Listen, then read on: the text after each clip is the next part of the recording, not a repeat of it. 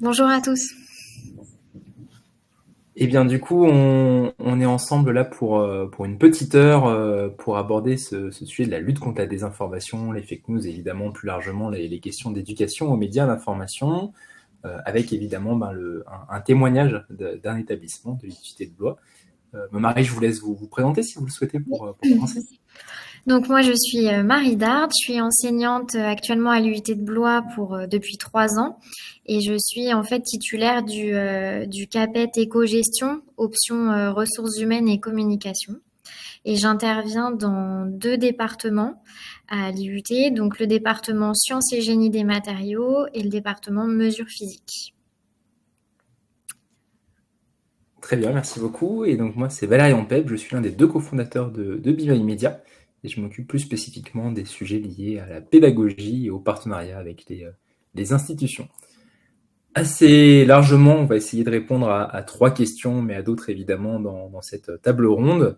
À quels enjeux sont confrontés les étudiants en IUT en matière d'information et de désinformation? Donc là, assez rapidement, pour aussi reposer un contexte et un cadre à ce témoignage, je vous proposerai quelques éléments chiffrés notamment pour introduire cette table ronde. Ensuite, une seconde question, et là, Marie, du coup, évidemment, c'est vous qui pourrez prendre la main. Quel projet pédagogique au sein de l'IUT de Blois pour lutter contre la désinformation et les fake news? Et troisième question, évidemment, qui la suit. Quels sont les résultats observés au sein de l'IUT de Blois pour ce premier projet que vous allez nous présenter?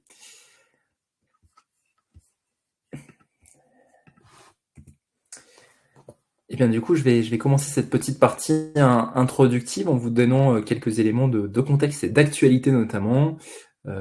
Ça n'a pas échappé à grand monde, mais cette année est une année assez exceptionnelle en matière d'élection, en matière de citoyenneté. Du coup, on parle de super année électorale, puisqu'en fait, plus de la moitié de l'humanité est aujourd'hui appelée aux urnes dans 73 pays.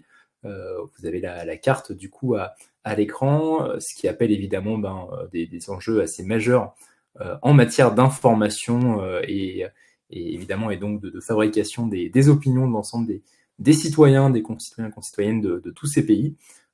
On va le voir d'ailleurs, la désinformation à ce titre et au regard d'autres enjeux aussi s'impose, malheureusement j'ai envie de le dire, sous ce prisme-là, mais comme le premier risque mondial, selon le Forum économique mondial de Davos en 2024, c'est évidemment intimement relié à cette question de cette super année, en tout cas électorale, mais aussi au développement d'un certain nombre de phénomènes qui viennent du coup très directement impacter, dégrader finalement la qualité de l'information qui nous parvient, à laquelle on est exposé ou qu'on va directement consommer, et donc qui appelle de notre part une réponse en matière évidemment d'éducation aux médias d'information, en matière de développement des compétences informationnelles.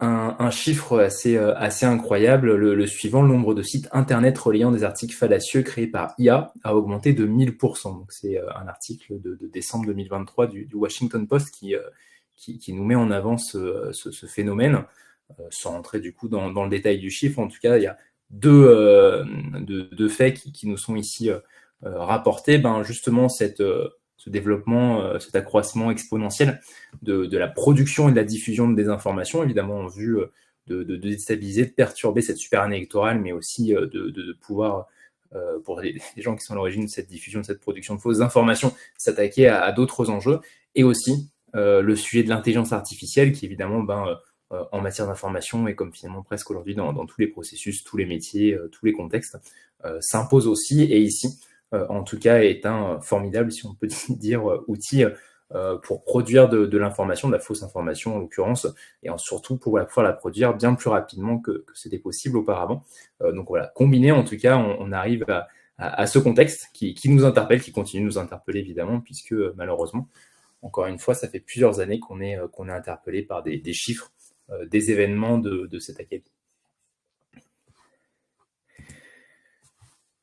Pour un petit peu plus spécifier, alors évidemment sans faire de généralité, en considérant et en gardant bien à l'esprit, comme cela peut être exposé dans de très nombreuses études aujourd'hui scientifiques, la diversité, la réalité des pratiques informationnelles des jeunes en particulier ici, et des étudiants d'IUT, un outil, en tout cas aussi un phénomène aujourd'hui sociétal qu'on aime bien présenter, parce qu'à notre sens il est révélateur comme un certain nombre d'enjeux même si encore une fois, il faut se garder de toute catégorisation et voilà, il y a encore une fois une diversité, une réalité des pratiques qui évidemment dépasse ces seuls enjeux, mais qui doivent nous interpeller. C'est évidemment le sujet TikTok, qui est devenu depuis 2021 le site web le plus visité au monde, qui a surpassé Google quand on lui additionne à TikTok son équivalent chinois. Donc évidemment, on est sur en tout cas un outil aujourd'hui, une plateforme qu'on est obligé de considérer au titre de son usage et du volume de son usage. En 2022, en France, la réalité de l'utilisation de TikTok, c'est la suivante, c'est 95 minutes quotidiennes en moyenne par Français. C'est un petit peu le chiffre un peu supérieur si on s'intéresse aux tranches d'âge un petit peu plus jeunes. Donc là, c'est une enquête, c'est une Sortoir 2022 qui établit ce chiffre. Là, encore une fois, on pourrait peut-être contester finalement de manière précise la réalité de ce chiffre, mais ce qui est sûr, c'est qu'en tout cas, l'usage aujourd'hui, il est absolument massif dans la part de la population française et en termes de temps, il s'inscrit aussi véritablement dans le quotidien de très nombreux Français et Françaises. Si on continue un petit peu, on tire le fil de cet exemple de TikTok, là c'est une étude NewsGuard 2022 qui avait mené une étude assez poussée finalement sur la qualité et la véracité des informations présentes sur cette plateforme. Près de 20%, 19,6% pour être très exact, des vidéos présentes sur TikTok contiennent des allégations fausses ou trompeuses. Donc évidemment, quand on met en rapport finalement d'un côté la part, l'usage de ces nouveaux outils et finalement la représentation de fausses informations sur ceci, ça nous amène là aussi à nous interroger, à nous interpeller et aussi à nous questionner sur quelles réponses on peut concrètement, et du coup nous en tant qu'acteurs de l'éducation, de l'enseignement supérieur, on peut apporter, auquel on peut contribuer en tout cas pour essayer de faire face à ce phénomène qui évidemment interroge les enjeux, on l'a dit, de citoyenneté, mais aussi les enjeux professionnels. C'est un petit peu ce qui est évoqué dans la première slide sur le forum économique de Davos, mais de plus en plus, les entreprises aussi nous interpellent, en tout cas interpellent aussi la société et interviennent dans le débat public sur ces sujets-là, de la désinformation qui évidemment font aussi peser un risque économique important sur les organisations et qui aujourd'hui affectent aussi très directement l'employabilité finalement des individus. Et donc, ce sujet pour finir, de mettre en valeur finalement l'importance de prendre aussi ce sujet sous l'angle de l'éducation. Évidemment, on a toujours deux grandes réponses qui peuvent être apportées à ces enjeux. Il y a celui de la régulation, qui n'est pas notre sujet aujourd'hui, même s'il est évidemment aussi majeur et qui est assez largement débattu depuis quelques mois. Et deuxième réponse possible, celle de l'éducation, du développement des compétences. Là, encore une fois, une statistique qu'on prend plutôt à titre d'exemple presque caricatural, mais 41% d'utilisateurs de TikTok déclarent penser qu'un influenceur avec un grand nombre d'abonnés est une source fiable. Donc là, très directement aussi, ce qui va être intéressant en tout cas à tirer comme fil, c'est ici la question du rapport à la source. Au-delà du rapport aux plateformes, à l'usage de ces outils numériques, rapport à la source, qui est l'une des compétences évidemment qui a toujours été essentielle en matière d'éducation média et d'information, mais dont on voit qu'elle s'avère de plus en plus essentielle au fur et à mesure de l'avènement de tous ces enjeux. Tout cela, évidemment, nous amène et amène à des conséquences qui sont importantes pour la société. Voilà, là aussi, j'ai pas l'ambition d'être exhaustif sur les quelques minutes d'introduction, mais un chiffre aussi qui a fait pas mal de bruit, en tout cas l'année passée. Cette enquête IFOP pour la Fondation Jean Jaurès et la Fondation Reboot, c'était plus de 2/3 des 18-24 ans qui déclarent croire au moins à une théorie du complot sur les 100 récits, les 100 faux récits les plus répandus sur le web. Tous les récits ne se valent pas en matière de complotisme, mais bon, pour autant, là aussi, un rapport finalement à la vérité et du coup, la question de la citoyenneté, là aussi, qui est majeure et qui est au centre finalement de cette action qu'on doit entreprendre. Donc voilà, simplement rappeler ces éléments un petit peu de contexte, finalement aussi ces enjeux vis-à-vis desquels, du coup, aujourd'hui, on agit, nous, en tant que biomédia, et surtout auprès desquels on monte des projets avec un certain nombre d'établissements en France sur différents niveaux. Et du coup, c'est tout l'enjeu, tout l'objet de ce retour d'expérience de l'IUT de Blois, évidemment, d'éclairer le retour du projet que vous menez, que vous avez mené, que vous continuez de mener, et aussi, évidemment, le connectant à ces enjeux. Et j'en dis pas plus, je vous laisse la main, du coup. Ok. Donc oui, nous, effectivement, à l'IUT de Blois, donc moi, j'enseigne l'expression communication. Et donc l'idée, c'est qu'on a voulu intégrer l'utilisation de Be My Media dans le fonctionnement de ce module en deuxième année pour aider en tout cas à faire passer les compétences transversales relatives à l'éducation aux médias et à l'information. Donc en fait, il faut savoir que cette IUT, là, les 2 départements concernés, ce sont des départements du secteur secondaire, donc plutôt l'industrie. Donc on a la formation sciences et génie des matériaux où là on a des étudiants qui à la fin du bac+3, une petite partie poursuivra directement en entreprise et une grande partie ira en école d'ingénieur. Et c'est la même chose pour les étudiants en mesures physiques avec des domaines peut-être un petit peu plus larges. Donc, pour vous en citer quelques-uns, on va être sur des laboratoires de recherche, des bureaux d'études en caractérisation de matériaux, en gestion de la production, voilà. Donc, si vous voulez, l'enseignement de l'expression communication, là, dans ces départements, c'est vraiment un module transversal et unique, on va dire. Il n'y a pas d'autres matières relatives à la communication dans leur référentiel de compétences, puisque les blocs de compétences sont vraiment techniques. Techniques, donc appliquées, matériaux, sciences, etc. Donc, moi, j'enseigne ce bloc transversal donc aux côtés de l'enseignant d'anglais et de l'enseignant de mathématiques, hein, c'est le tronc commun. Et dans cet enseignement, qui est l'expression communication, pour faciliter l'éducation aux médias et à l'information, on a décidé d'intégrer l'outil Be My Media sur la deuxième année. Donc l'objectif là, c'était vraiment de mobiliser les étudiants sur ces thématiques-là en utilisant un outil qui est assez ludique, ergonomique et qui là, vous le verrez plus tard, mais donc au niveau des rapports d'utilisation, c'est vrai que les étudiants sont plutôt satisfaits et enjoués d'utiliser cette petite application. Et l'idée, c'est de développer également la culture métier de ces étudiants. Donc, c'est un outil de veille informationnelle pour eux, surtout que la plupart veulent intégrer des écoles d'ingénieurs. Donc, c'est vrai que pour les entretiens d'école, c'est quand même un atout que de connaître un peu ce qui se passe en matière de veille technologique. Voilà, et donc on travaille ces compétences grâce à Be My Media. Alors, Et je me permets du coup de rebondir juste pour vous. C'est vrai que ce que j'avais trouvé intéressant dans l'échange préparatoire qu'on avait eu, c'était aussi de se dire que ce bloc transversal, et en l'occurrence ici les compétences de communication, ces sujets, sont évidemment pas forcément la priorité pour les étudiants, et que vous avez du coup aussi cet enjeu pédagogique.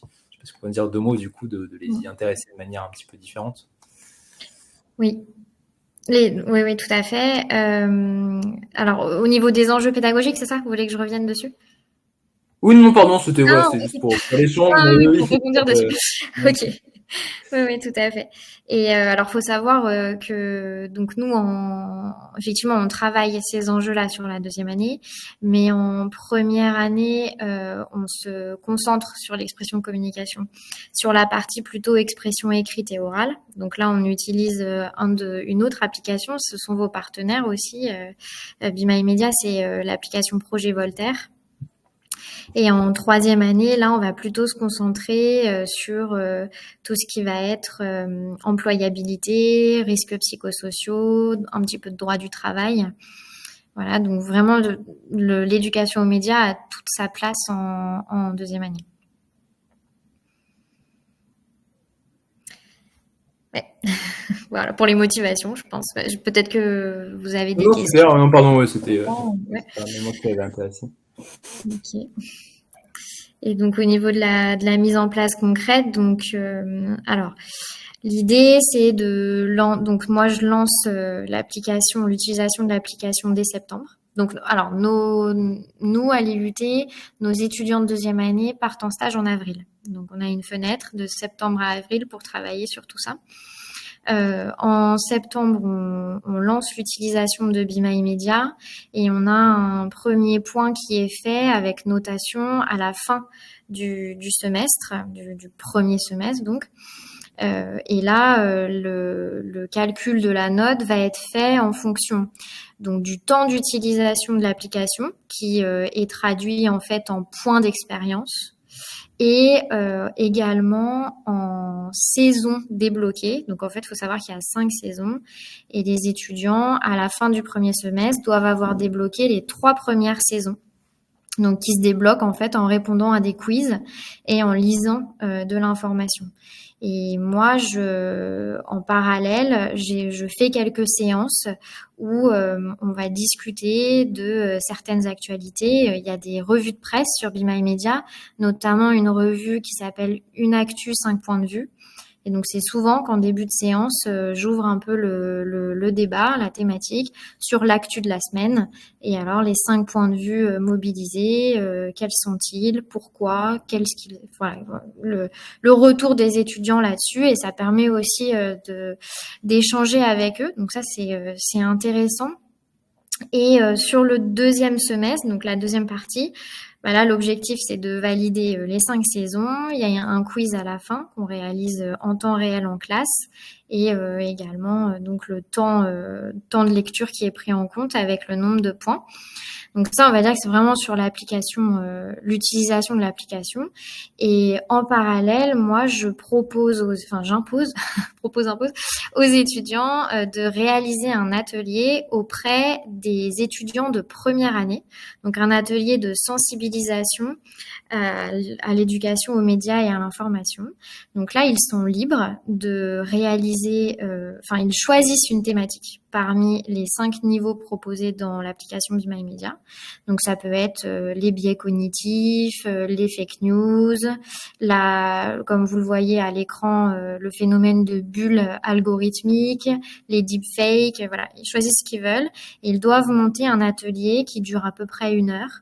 Atelier de sensibilisation, donc réalisé en îlot. Vous les voyez, là, je les avais pris en photo. C'était il y a 2 semaines à peu près.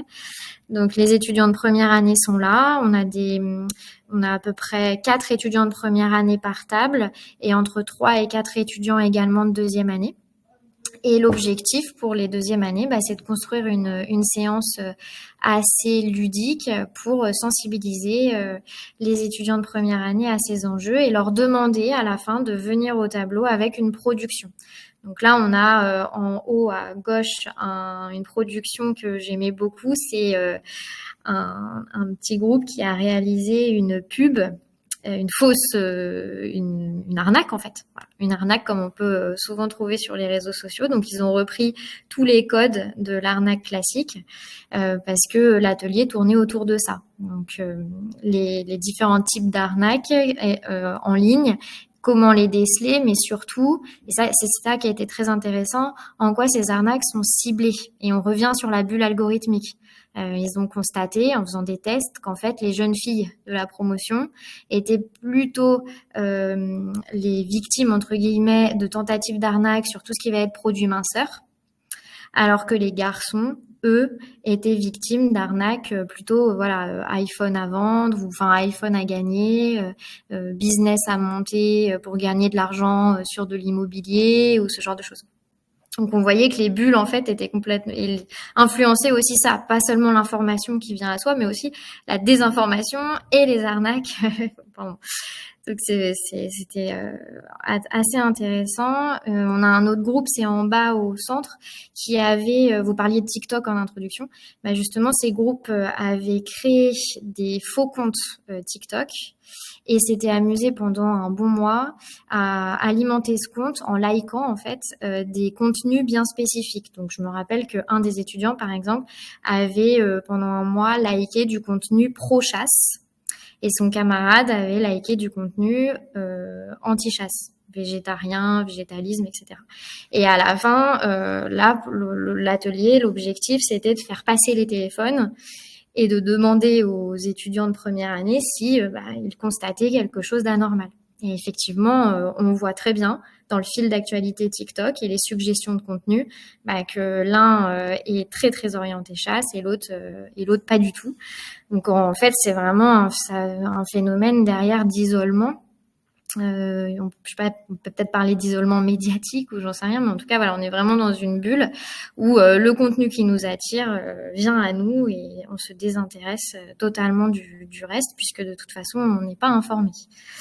Voilà, donc ça a énormément plu, hein, les étudiants, autant les animateurs que les étudiants qui étaient invités et donc participants.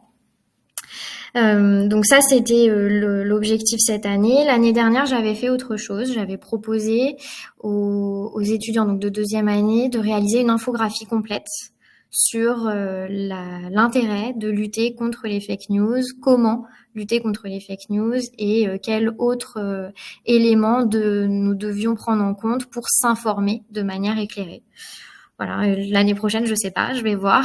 Mais en tout cas, l'idée, c'est de les mettre en action à la fin de l'année pour restituer différemment tout ce qu'ils ont vu grâce à l'application Be My Media.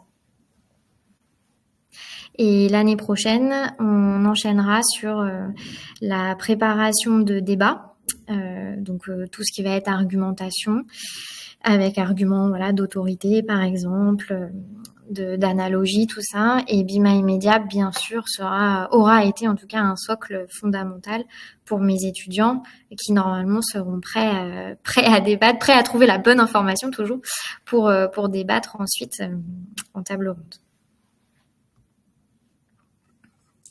Enfin, merci beaucoup, ce que je j'avais déjà trouvé, je trouve encore super intéressant. C'est finalement aussi déjà le projet sur les 3 années, l'articulation de première année sur les compétences d'expression, communication, finalement écrite orale, une deuxième année sur les compétences d'information et de fabrication d'opinion, pour ensuite capitaliser sur une troisième année sur une dimension débat. Et c'est super chouette, je pense, de voir ce continuum. Et puis après, dans l'année aussi, au sein de l'année 2, du coup, qui nous intéresse plus particulièrement, à la fois l'usage, on va dire, plus classique de Be My Media avec la dimension pratique de l'information, le parcours e-learning et du coup l'aboutissement avec capitaliser, leur permettre de capitaliser sur tout ce qu'ils ont appris, tout ce qu'ils ont mis en pratique à travers du coup cet exercice. Et en plus, ils se transmettent déjà, ils sensibilisent à l'année 1 qui va arriver ensuite dans l'année 2. C'est très chouette de voir tous ces liens.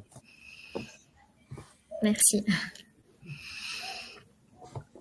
Du coup, alors là, c'était simplement quelques éléments chiffrés, voilà aussi pour mettre un petit peu, faire une pause de respiration et puis avoir un retour, voilà, d'expérience un peu statistique sur cette année. Donc voilà, si notre tableau de bord nous a donné les bonnes informations, donc vous aviez 67 étudiants sur ces 2 départements cette année, dont vous nous avez parlé.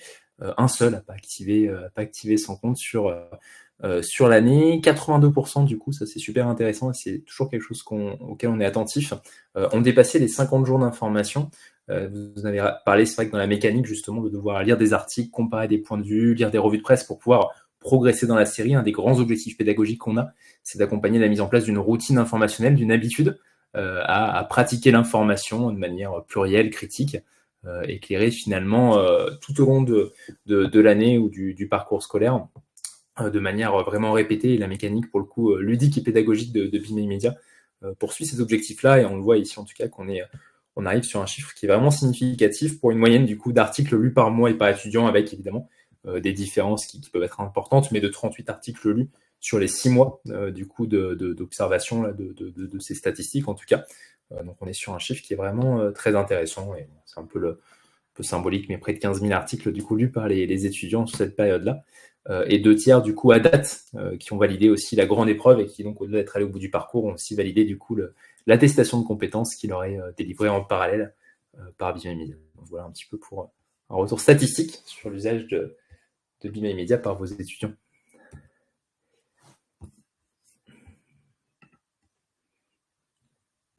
Oui, tout à fait. Et on a un retour aussi, on va dire, plus dans démarche qualité, voilà, avis, retour d'utilisateur. Donc, j'ai réalisé ce nuage de mots avec eux à la fin justement de la grande épreuve. Donc, la plupart la grande majorité sont extrêmement contents de l'utilisation de l'application. Ils estiment que c'est une application qui est ludique, qui est pratique. Donc ça leur plaît. Ils ont appris beaucoup de choses sur notamment la partie biais cognitif. Donc là, on voit biais d'omission, par exemple. Il y a des biais qui les ont marqués plus que d'autres. Prendre conscience de ça, j'ai l'impression que ça les a vraiment marqués.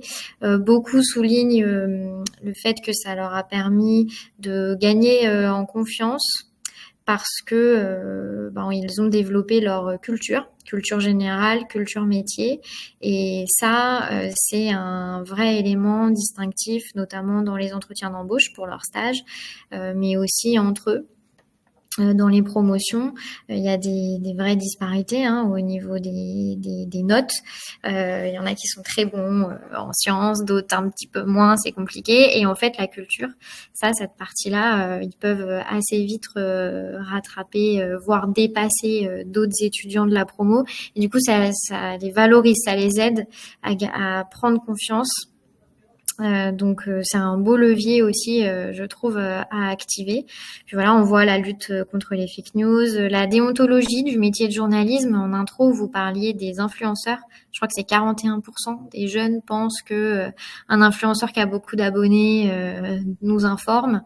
Bon bah là, c'est vrai que ça, j'avais vraiment accentué cet aspect-là. Je crois que c'est au niveau de la saison 1 que c'est la déontologie du journalisme, la charte de Munich, tout ça est expliqué. J'avais rebondi dessus et j'avais fait une séance typée pour typer ça, pour bien expliquer la différence entre un influenceur, Hugo Décrypte par exemple, qui était influenceur à la base, et un journaliste de métier. Et ça, c'est quelque chose qui est ressorti dans le retour d'utilisation parce que je pense qu'ils n'en avaient pas tout à fait conscience. Pour eux, tout le monde pouvait informer, tout le monde pouvait faire du journalisme. Euh, donc voilà, j'ai eu l'impression que cet élément et les biais cognitifs, c'était vraiment une révélation quoi, pour eux. Au niveau de la grande épreuve, les statistiques, en fait, il y a eu un 65%, ça sera un petit peu plus, je pense. C'est qu'on a eu les mesures physiques n'ont pas pu la passer en temps réel, donc elle est légèrement reportée. Voilà, la grande épreuve aura lieu un petit peu plus tard. Donc en fait, dans les 65%, c'est seulement les SGM. Donc, voilà, on sera à Ok. plus que Ouais, ça à la fin.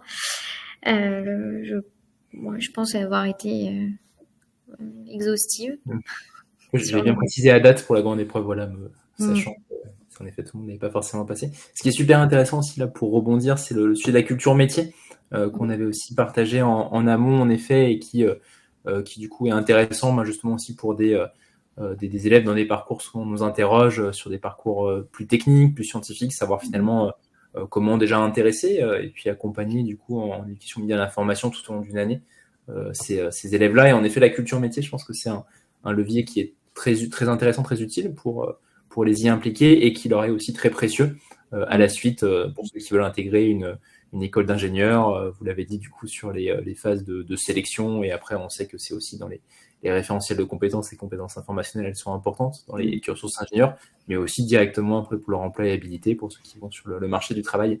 Là aussi, c'est un élément important et c'est vrai que ça me tient à cœur d'y travailler. C'est toujours super chouette de voir que ça a une réalité dans les établissements.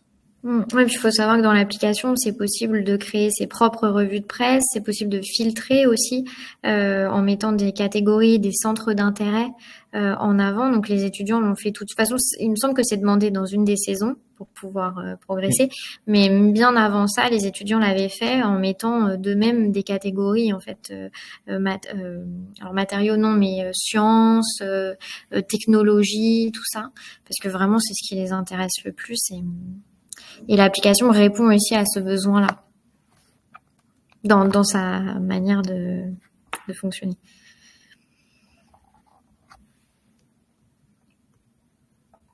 Les facteurs clés de succès. Ok, donc alors les facteurs clés de succès du projet pédagogique. Donc l'utilisation de Be My Media, c'est vrai que le format, on va dire, de cette application, c'est un vrai atout. C'est quelque chose qui est pour les étudiants qui est facile d'accès. Voilà, utiliser son téléphone portable, ça leur parle. C'est possible, c'est facile de faire ça dans le train, par exemple. quand la plupart habitent loin, donc c'est vrai qu'ils viennent en transport en commun. Donc on va dire que c'est ergonomique aussi. Ça c'est vraiment un bon point. Le fait de travailler par saison, donc par étapes, de débloquer un certain nombre d'épreuves pour accéder au niveau suivant, etc. Je trouve que c'est un parcours de formation qui est hyper intéressant et qui leur plaît. Ça rappelle un petit peu les jeux aussi vidéo ou autres où finalement on a envie de débloquer, on a ce petit challenge derrière. Donc ça, je pense que c'est effectivement un vrai facteur clé de succès. Moi, j'ai constaté également que ça m'aidait dans le rapport avec les étudiants à développer de nouveaux échanges. Je vois notamment à l'aide de la fameuse revue de presse, une actu 5 points de vue, quand on en dit, ça nous fait des sujets de discussion en fait avec les étudiants et j'arrive à cerner des traits de personnalité qui jusqu'ici m'étaient inconnus. Je les découvre à travers ces nouveaux sujets de discussion. Et eux aussi se découvrent et commencent à débattre. Alors voilà, ça sera vraiment en troisième année qu'on apprendra à le faire de manière un peu plus technique, on va dire, mais c'est déjà des beaux sujets de discussion entre eux. Donc voilà, un vrai facteur clé de succès là aussi. Donc moi je pense que l'année prochaine je vais continuer comme ça sur ce format deuxième année avec un atelier à la fin. Je sais pas encore la forme, mais en tout cas un atelier qui leur permet de mettre en place de manière concrète tout ce qui a été vu dans le cadre de ce parcours formatif sur l'application. Voilà. Ok, merci beaucoup.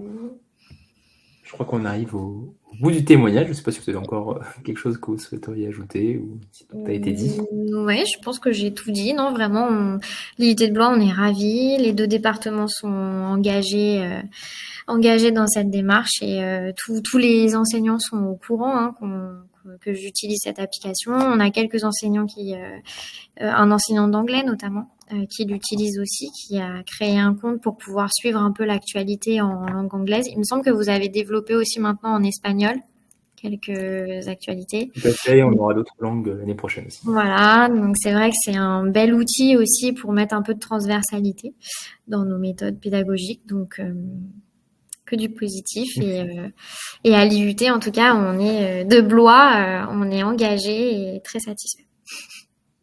Merci beaucoup. Merci beaucoup. Du coup, maintenant, on vous propose de passer dans cette dernière partie du webinaire à vos questions. Tenter d'y répondre si jamais on avait les réponses. Du coup, que ce soit à Marie-Darde ou à moi-même, n'hésitez pas tout type de questions qui vous viendraient. Donc, ce que je peux vous proposer, c'est d'utiliser le chat si vous le voulez. Et, on peut même vous inviter à monter sur scène si jamais vous auriez besoin de développer un peu plus longuement ce que vous souhaiteriez nous poser comme question.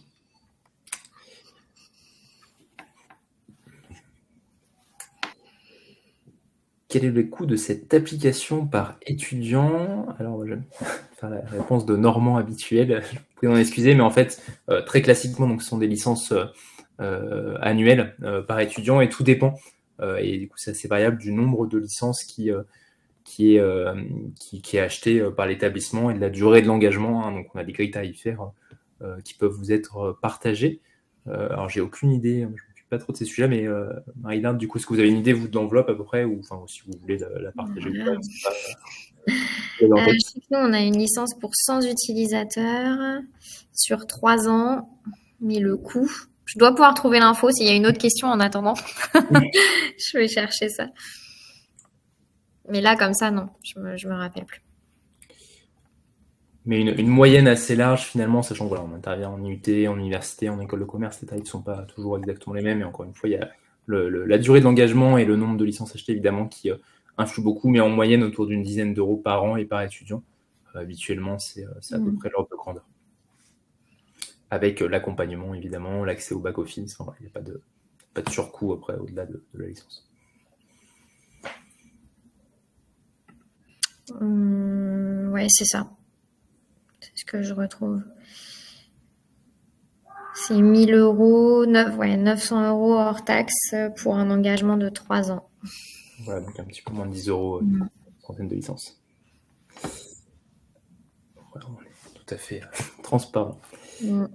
Avec d'autres questions, du coup, c'est toi à nous poser.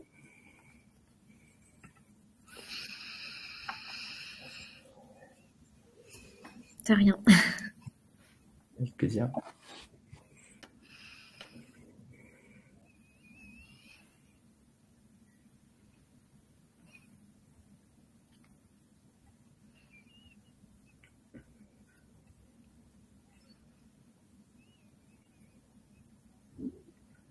on voit qu'il y a des gens qui sont en train de taper.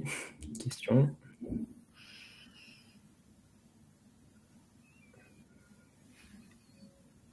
De longues questions. Quelle est la procédure? C'est l'établissement qui fait la demande. Donc j'imagine quelle est la procédure pour obtenir du coup les licences Bimedia. Donc effectivement, ben, le plus simple, c'est de nous contacter très directement. Donc vous pouvez, le plus simple, c'est sur notre site, hein, www.bimymedia.fr. Vous avez la présentation des ressources, des petites vidéos et vous avez évidemment des formulaires de contact. Je vais vous mettre sinon l'email de la responsable des partenariats avec les établissements dans le chat. Vous pouvez aussi lui envoyer un email. Et on a une équipe ensuite de conseillers pédagogiques qui accompagnent les différents établissements avec lesquels on déploie l'application. Donc voilà, vous serez ensuite mis en relation et après, bon, c'est assez simple, hein, mais il y a une petite phase de présentation si vous le souhaitez, de devis évidemment. Voilà, c'est assez classique. Donc là, je vous mets l'email d'Elena, Elena Barbet, du coup, qui est cette responsable des développements des partenariats au sein de Be My Media, qui participe à la création de cette application. Quelles en sont leurs compétences en la matière? Donc moi, je suis un des deux cofondateurs du coup de Be My Media avec Bertrand Giffon, et je m'occupe plus particulièrement, je vois du coup tous les sujets liés à la pédagogie, à l'ingénierie pédagogique, avant de cofonder Be My Media en 2018. Bon, j'ai jamais été journaliste, j'ai été correspondant local de presse, j'ai différentes expériences, mais j'ai surtout travaillé 5 ans au Conservatoire des Arts et Métiers sur des sujets d'innovation pédagogique, innovation pédagogique numérique, notamment sur des programmes et des enjeux justement de société. Et avec Bertrand, voilà, on se connaît de longue date, on a toujours été interpellé et conscient de ces enjeux finalement des médias et de l'information, et donc de la nécessité de faire sortir l'éducation aux médias et à l'information du monde scolaire où elle était peut-être seulement cantonnée jusqu'à ce qu'on crée Be My Media et où elle continue de l'être quand même majoritairement. Donc voilà, des vraies compétences en tout cas en ingénierie pédagogique. On a une cellule aujourd'hui d'ingénierie pédagogique, d'innovation au sein de Be My Media. On a fait un vrai travail de recherche et on continue notamment en partenariat avec des laboratoires, notamment le laboratoire Helico en sciences de l'information et de la communication de l'Université de Lyon, principalement rattaché à l'Université Lyon 3 et à Sciences Po Lyon. Donc voilà, donc un travail d'ingénierie en interne, pédagogique, sur le fond évidemment, moi, depuis 6 ans de ces travaux, des partenariats avec des laboratoires de recherche et enfin un comité de mission. Donc on est une entreprise à mission au sens de la loi PAC depuis 2018. Et on réunit dans ce comité du coup 14 personnes, 7 sont des parties prenantes, des enseignants, on a une référente du CLEMI, du Centre de liaison pour l'éducation média et l'information de l'Académie de Lyon, et 7 autres personnes sont des experts. Donc on a une docteure en neurosciences, on a un philosophe qui sur les questions d'esprit critique, on a une grande reporter du Monde. Donc là aussi des personnes qui viennent évidemment nous apporter leur regard et leurs conseils sur tous ces sujets-là. Voilà, j'espère que j'ai répondu à votre question. N'hésitez pas si vous en avez d'autres.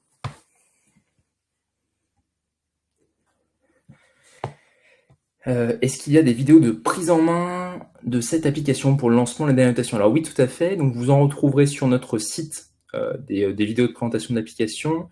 Vous pouvez aussi aller sur notre chaîne YouTube, ou alors vous retrouvez l'accès aux vidéos, je pense aussi, depuis le site sur lequel, bon, au-delà des replays de ces webinaires, un certain nombre de vidéos, notamment de présentation du back-office, si là aussi c'est votre question. Donc là, c'est plutôt pour découvrir l'application. Ensuite, sur l'accompagnement, comme je vous le disais, on a une équipe de conseillers pédagogiques qui est là pour vous accompagner principalement au lancement et ensuite, si besoin, du coup, tout au long de l'année, vous avez le back-office. Et on a aussi, du coup, vraiment outillé, on continue d'outiller assez fortement avec des kits pour des activités à réaliser en classe, avec des tutos pour vous, des guides de prise en main pour vos élèves aussi, vidéo et texte, du coup, et images, évidemment.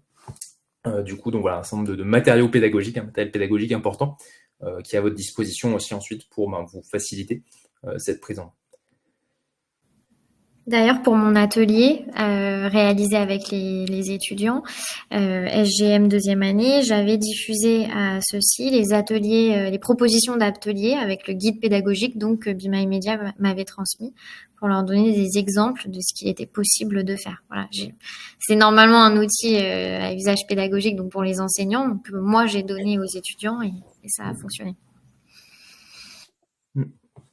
Merci, ouais, c'est vrai que c'est intéressant, du coup, c'est pas un cas d'usage auquel on avait pensé au départ, mais comme d'habitude, de toute façon, on trouve de nouveaux cas d'usage qu'ensuite on essaye de déployer. Un accompagnement par votre équipe sur l'usage de l'application et les fonctionnalités, donc voilà ce que je vous expliquais, donc vraiment chaque établissement a un conseiller pédagogique. Marie, vous, je sais plus, c'est Aurélie ou Maxime, je crois, qui vous accompagne. Maxime. Voilà, ok. Donc voilà, donc vraiment un interlocuteur, un humain très précisément identifié. Voilà, donc on n'est pas une équipe non plus de centaines de personnes, on est une vingtaine aujourd'hui dans l'entreprise pour l'ensemble du développement, de l'accompagnement, du déploiement et des fonctions support. Alors la question Europress, question qui revient fréquemment. Alors je ne saurais vous donner de date, on s'y est risqué plusieurs fois sans succès. Pour autant, je peux vous dire en tout cas aujourd'hui, notre service technique est en train de réaliser les tests, donc les connecteurs ont été mis en place et donc là on a les différents tests qui sont en cours justement sur l'intégration de contenu d'un bouquet de contenu Europress sélectionné par l'établissement Europress dans Be My Media. Donc c'est bien pour des établissements qui ont un contrat avec Europress et un contrat avec Be My Media. Le grand objectif, c'est que ce soit testé et validé du coup d'ici la fin du printemps pour que ce soit pleinement opérationnel à la rentrée de septembre. Voilà, donc on communiquera évidemment assez largement une fois que tout ça sera définitivement en place, mais voilà, on a un certain nombre de freins techniques qui étaient problématiques, mais qui ont été levés ces dernières semaines. Donc voilà.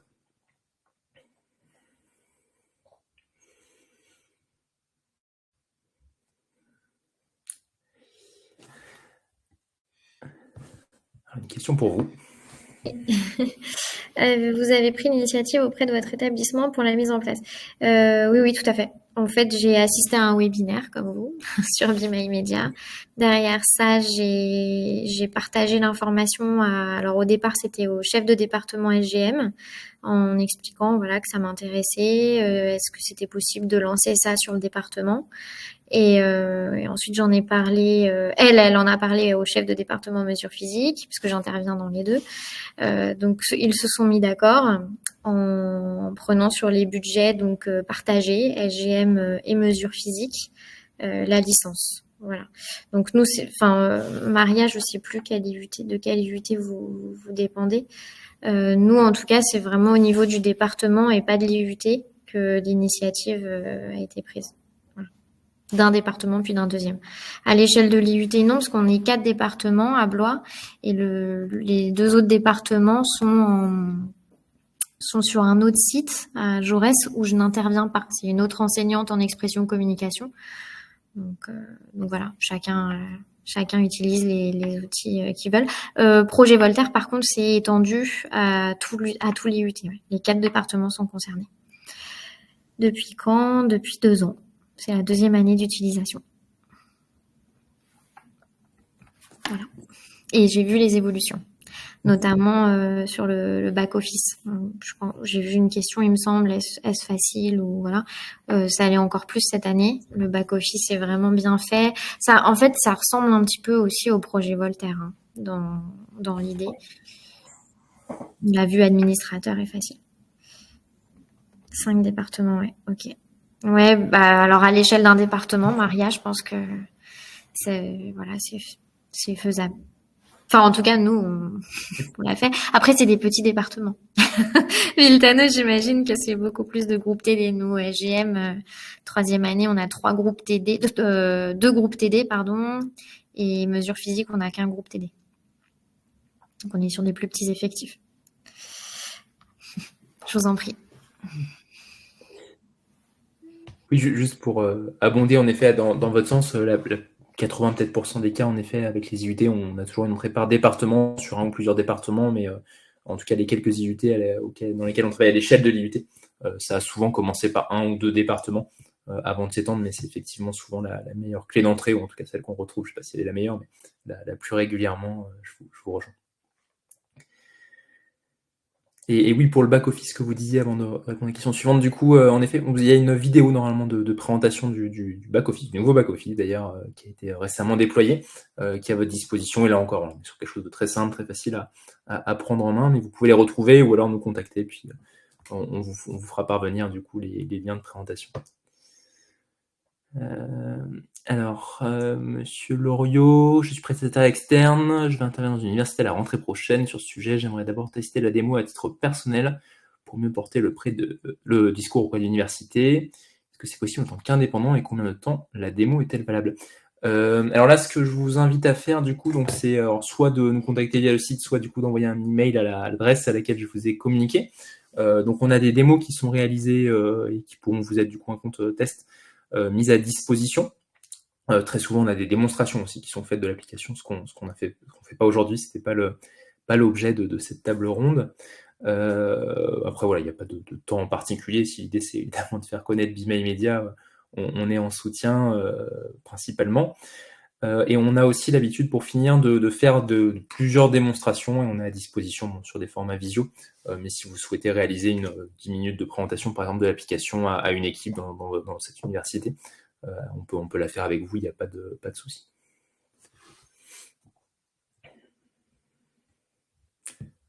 Merci à vous.